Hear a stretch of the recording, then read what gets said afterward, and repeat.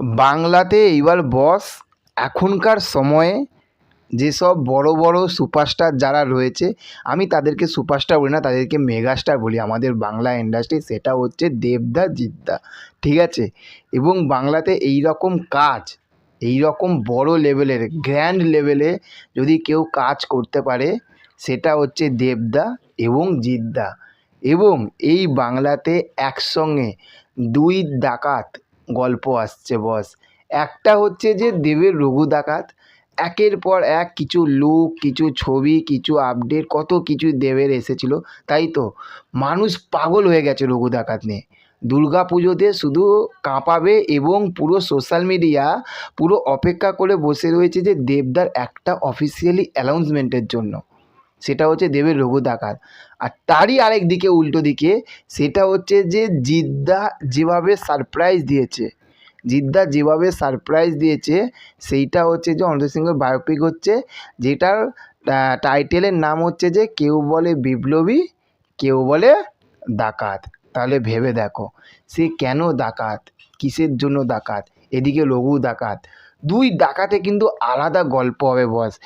এই রকম ছবি যখন আমাদের টলিউডে আসছে, ভেবে দেখো পুরো দোদমা দোদমা বলে না, সেই রকম দোদমা ফাটবে, ঠিক আছে? মানে আগুন হবে সব কিছু। মানে কি তোমাদেরকে না, মানে যে ভাষাটা আমি বোঝাতে পারছি না যে কি ফিলিংস হচ্ছে বস। সিরিয়াসলি বলছি, কি ফিলিংস হচ্ছে যে এই রকম। এইবার তো মনে হচ্ছে কাজ হচ্ছে। আরেক দিকে ভেবে দেখো, সবাই সবাই যে যার মতন কিন্তু ট্রাই করছে।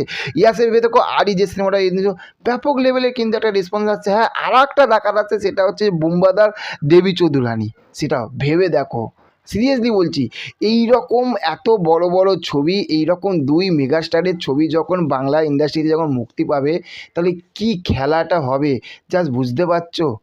পাগল করে দেবে, জাস্ট পাগল করে দেবে। সিরিয়াসলি বলছি, জাস্ট পুরো পাগল করে দিচ্ছে। এই রকমই মানে এগুলোকে আমরা চাইছিলাম, এই রকমই কাজ আমাদের বাংলাতে হোক।